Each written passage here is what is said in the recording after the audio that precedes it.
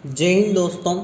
आज हम पढ़ने वाले हैं कि राजस्थान में विशेष तौर से ज़मीन मापने की जो इकाइयाँ हैं बीघा, एकड़ और हेक्टर, तो सबसे बड़ा इसमें से कौन सा होता है और इन तीनों में क्या अंतर होता है, उस चीज़ को हम समझने वाले हैं। क्योंकि बहुत सारे बच्चों को इसके बारे में पता नहीं होता है, तो आप अच्छे से समझिएगा, आपको आसानी से समझ में आ जाएगा।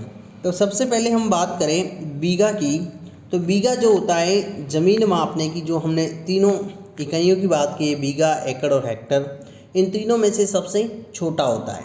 ठीक है, अब इसके माप की बात करें तो इसका माप होता है जैसे 44 गज किसी ज़मीन की चौड़ाई है और 44 गज ही उसकी लंबाई हो, तो 44 बाई 44 गज का यदि कोई ज़मीन का टुकड़ा है तो वो एक बीघे के बराबर है। उसको हम क्या कहेंगे? एक बीघा। ओके। अब यदि आपको पूछा जाए कि इसका आप जो है क्षेत्रफल निकालेंगे तो वो कैसे निकालेंगे, तो आप इसका जो है स्क्वायर गज निकालने के लिए क्या करेंगे? 44 गुणा 44 गज कर लेंगे, तो आपका जो निकल कर आएगा वो आ जाएगा स्क्वायर यार्ड। यार्ड यानी गज ही होता है इंग्लिश में, तो यहाँ पर स्क्वायर गज आ जाएगा, वर्ग गज जिसको हम कहेंगे, वो आपके सामने निकल कर आ जाएगा। वो होगा एक बीघा के बराबर। ठीक है, और माप मैंने आपको बता दिया 44 बाई 44 गज का कोई ज़मीन का टुकड़ा है तो वो एक बीघा के बराबर होता है। अब यहाँ पर आपको ध्यान ये रखना है कि जो बीघा होता है वो हमारे देश में अलग अलग राज्यों में अलग अलग होता है। हम जो बात कर रहे हैं वो राजस्थान की बात कर रहे हैं। ठीक है, तो ये आपको ध्यान रखना है। नेक्स्ट बात करते हैं एकड़ की।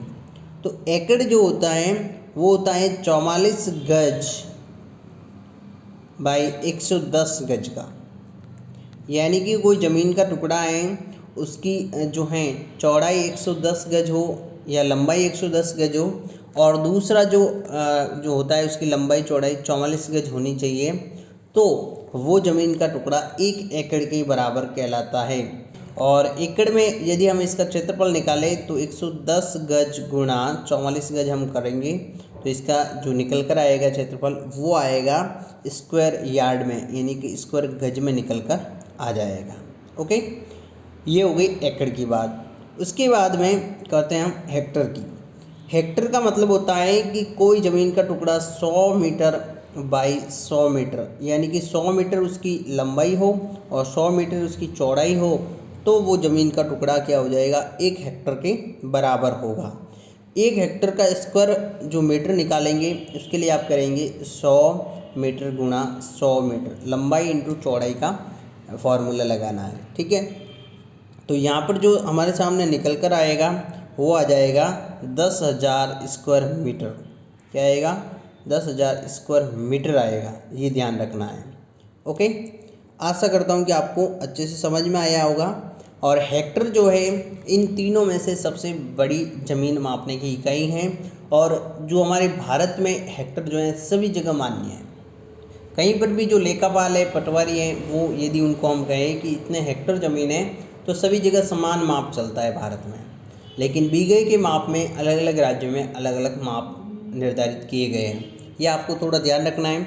उसके बाद में आपको पता होना चाहिए कि 1 इंच में कितने सेंटीमीटर होते हैं, तो 2.54 सेंटीमीटर होते हैं, और 1 फिट में 12 इंच होते हैं।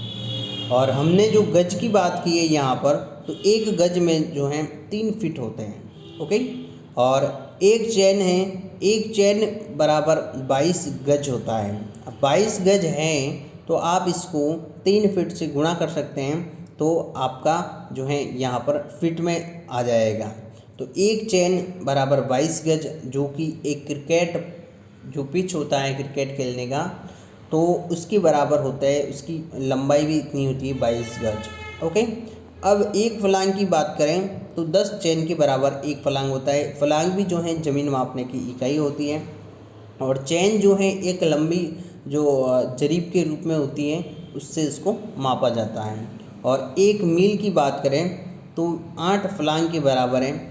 अब इनको आप जो है दूसरे अपने हिसाब से दूसरी इकाई में भी बदल सकते हैं। जैसे 8 फलांग है, एक फलांग जो है 10 चैन के बराबर है, एक चैन 12 गज के बराबर है, और एक गज जो है 3 फिट के बराबर होता है। तो आप इनका जो है आपस में गुणा और भाग करके इनकी छोटी छोटी इकाइयों के रूप में भी आप निकाल सकते हैं और इकाई चेंज भी कर सकते हैं, गज को फिट में और गज को चैन में, चैन को फलांग में, ऐसे भी आप बदल सकते हैं। और वैसे हम एक और वीडियो लाएंगे, उसमें आपको बदलना भी सिखाएंगे, ठीक है। उसके बाद में हम बात करें कि एक मील जो होती हैं उसमें कितने किलोमीटर होते हैं। तो एक मील में 1.609 किलोमीटर होता है, यानी कि लगभग 1.5 किलोमीटर से थोड़ा सा अधिक जो है एक मील होता है। अब 1 किलोमीटर में 1000 मीटर होता है और सबको पता भी होगा, ओके। तो ये आपको ध्यान रखना है। और 1 मीटर बराबर 100 सेंटीमीटर होता है और 1 सेंटीमीटर बराबर 10 मिलीमीटर होता है, ठीक है। और 1 हेक्टर की बात करें तो 1 हेक्टर में कितने एकड़ होते हैं, तो आपको ध्यान रखना है 2.47 एक एकड़, यानी कि लगभग 2.5 एकड़ के बराबर 1 हेक्टर होता है, ओके। और बीघा की बात करें तो लगभग तो 4 बीघा बराबर 1 हेक्टर होता है। और जो परफेक्ट डाटा होता है उसके अकॉर्डिंग 3.95 बीघा जो है 1 हेक्टर के बराबर होगा। इसको वर्ग मीटर में अगर हम चेंज करते हैं तो 10,000 वर्ग मीटर बराबर 1 हेक्टर आपका निकल कर आता है। आशा करता हूँ आप सभी को अच्छे से समझ में आया होगा।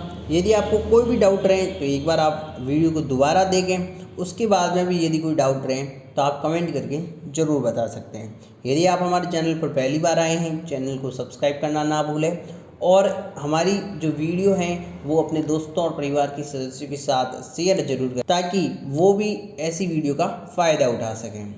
तो चलिए मिलते हैं नेक्स्ट वीडियो में, तब तक के लिए धन्यवाद। जय हिंद।